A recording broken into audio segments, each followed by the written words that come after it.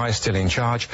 Of course, the utmost respect of what he's done, but absolutely, it's everybody. Everybody's saying it, apart from the man himself and Stan Kroenke, that it's time for a change. One of the other really interesting things Lee Dixon just said there is that he doesn't feel that actually Arsene Wenger's even decided yet whether he's going to sign this contract that is on the table. And that's what's so interesting. It's up to him. And it always is. I mean, that's what's amazing about this massive club, is that everyone waits for what Arsene Wenger decides. And you can hardly blame the guy at £8 million a year salary, but more so that he loves this club so much that he doesn't want to walk away. But he loves it so much that he can't see what the rest of us do, is that they're not good for each other anymore. And that's where the board has to come in. That's where the owners have to come in and take the decision back. And they hinted at the fact that they have their chairman, Sir Chips Keswick, who some Arsenal fans might not even know because this is a rare thing to hear from him, said that it's going to be a mutual decision, which is a head-scratcher because there's a contract extension on the table, which makes you think, is he just saying that, or have they taken that contract off the table and they're discussing the future of Arsene Wenger? The fans are frustrated with Arsene a little bit, but more so with the ownership, because they were sold something when they left Highbury. They were sold a dream that they were going to compete in Europe. They were going to win titles again. They're doing neither. So it seems like to the fans, they've been sold a bill of goods, and that the Emirates comes with a glass ceiling they can't break through, and that the owners are more interested in money than memories. The fans can have a say, though, and he said in his press conference a couple of days ago that he will listen to what the fans are saying. So protests, complaints, atmosphere within the Emirates is something that will influence the guy. Just see if they speak loud enough, Rebecca. And also, surely nobody really wants to see too many protests and to see the situation get ugly. Gentlemen, thank you very much. Arsenal play later in the FA Cup quarter-final. First up this morning here on NBCSN, it is Everton taking on West Bromwich Albion live from Goodison Park at the top of the hour. When we come back here on Premier League Live, we'll have the full team news and formations.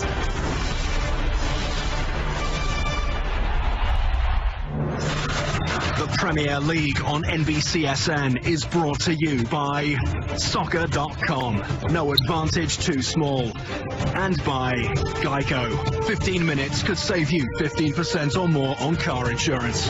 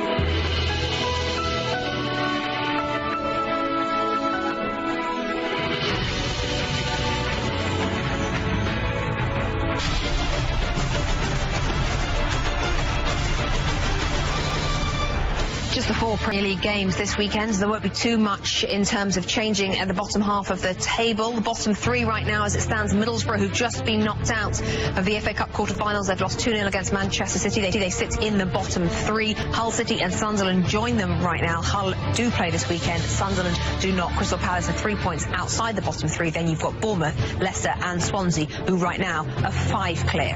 In terms of the top half, that's where we find the 2 teams who are in action today here on NBCSN. Everton taking on West Brom. 4 points the difference. Everton in 7th, West Brom in 8th, both having really good seasons. Out on the pitch at Goodison Park, Joel Robles in goal for Everton. He talked in the last few weeks in the press of how patient he's had to be throughout his career to become a number 1. He now, Everton, has the shirt. Let's talk team news. Carl, you've got the Everton lineup. Well, another player who's had to be patient, Phil Jagielka, has had to wait for his opportunity back into the team. He has the armband today, comes in for Funes Mori and plays with Williams. Another player who's been so important to Everton over the years, Barry, came back in last game, continues in the team. But it'll be interesting to see how he's used. He did sit a little more last game, but they made an adjustment against Spurs where Schneiderlin came and sat in the hole, so he might have a little more freedom to move forward. Barkley will float around. It's been said that Koeman wants him to sign a new contract, and he'll be given the freedom of creating in this team. Morales gets a rare start this season, and Lukaku continuing to score goals. Let's hear from the Everton boss, Ronald Koeman. Ronald, a couple of changes from last week's team. Can you give us an idea of your thinking? Okay, the change for Phil, to bring Phil in. I think it's a centre-back for a centre-back. It's a strong game. Important defending well the set plays of West Brom. And on the midfield, okay, I think we need to be clever on the ball today. I expect that we will have a lot of ball possession. And that's still Garrett is playing today, and the rest, I think it's normal like before. Do you approach it differently when you expect a lot of possession? Yes, of course, and that will be really important to have high tempo on the ball, because you know they will drop back. They try to close the gaps, and you need high tempo in your ball position, and that makes sometimes some different choices in the team. The West Brom team, Carl? Well, choices across the back line are typically the same, and the decision needs to be made in the midfield. Livermore's been a great signing for the side. He's basically replaced Yaka, but today they'll play together to offer a little more defensive steel in the middle of the field. Chadley and McLean can switch. Either of them can play off the left, play off of the right. But what's interesting is Robson Kanu gets a start. And, Rondon, as good as he's been playing, 0 goals in the last 11 Premier League appearances. So it's right to give Robson Kanu an opportunity from the start. West Brom have 40 points. Tony Pulis' Premier League record as a manager is 47. Let's hear from him. Tony, you've had a shuffle of the pack. What are your thoughts? I just thought we were a little bit, the lads worked hard enough. I think sometimes, Morrison and Brunt have had long-term injuries, and they've done fantastic. They've played all the games since they've come back, and they need a little bit of a rest, more mentally than physically. And Solomon's got 1 or 2 issues as well that we deal with, and nothing to do with anything but getting him fresh again, and that's what we try and do. And it gives Al a great opportunity to come in, and it's a wonderful place, one of my favourite grounds in football.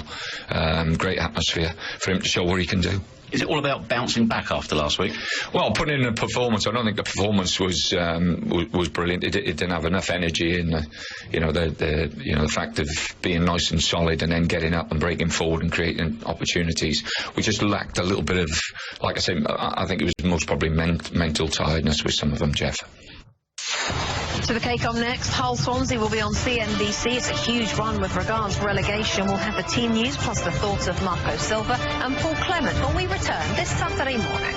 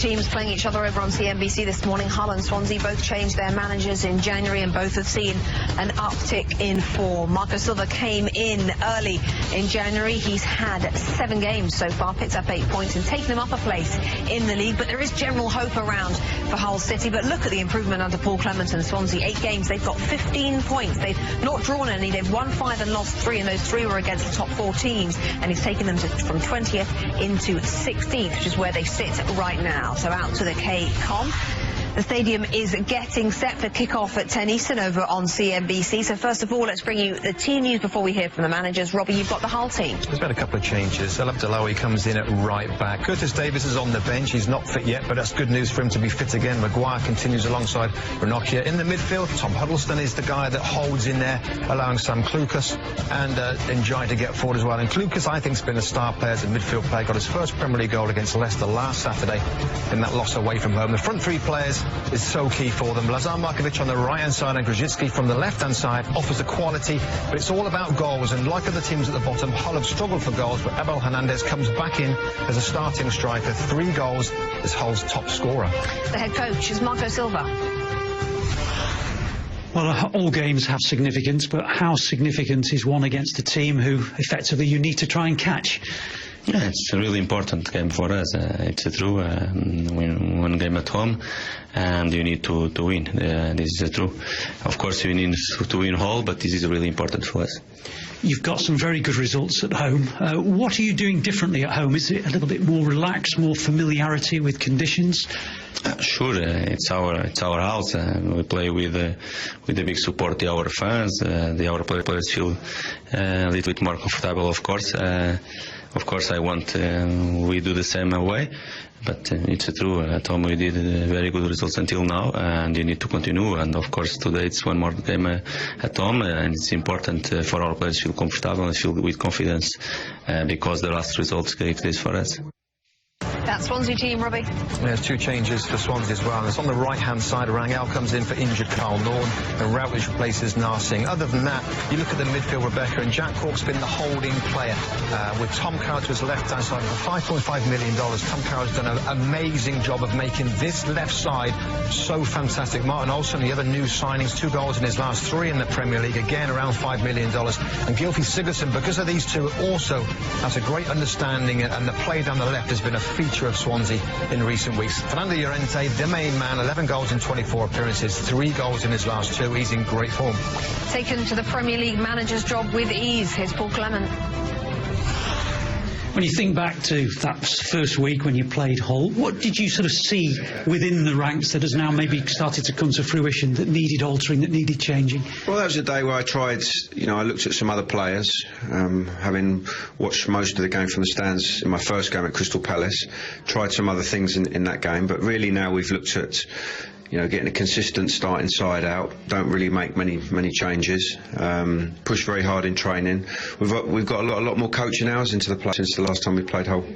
And just one final thing. I mean, every manager says every game has got the same number of points resting on it, but psychologically, to come away with at the very least a draw today gives you an enormous psychological boost against a team below you in the table, doesn't it? Yeah, the fact that they're so close to us, makes it very important for them to win. We want to win the game, of course we do, but it wouldn't be bad coming out of here with a draw today. Coming next, we touch on some other Premier League stories doing the rounds. FA Cup defeat today for Aitor Karanka and Borough. We'll show you those goals and look into what's on the horizon for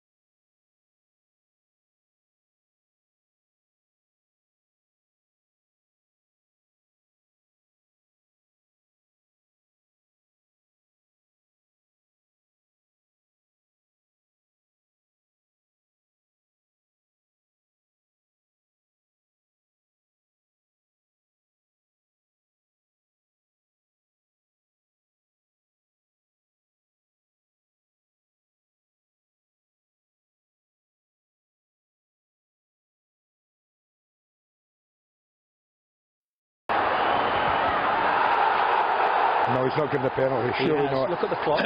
Oh, he's not giving a penalty for that. Oh, no. Can't do I'm that. sorry. Yeah. Even Juventus can't get a penalty at home for that. They can. They did. That's a shocking decision.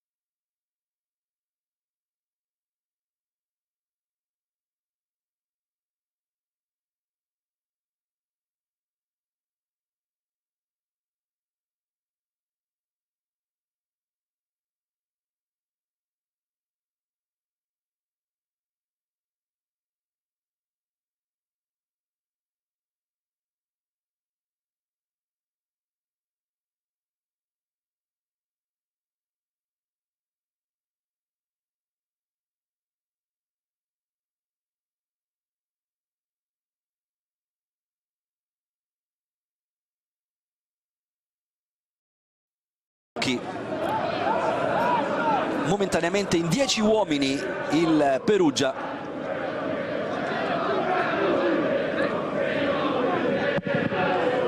La rimessa da parte di Brignoli. Qui Monaco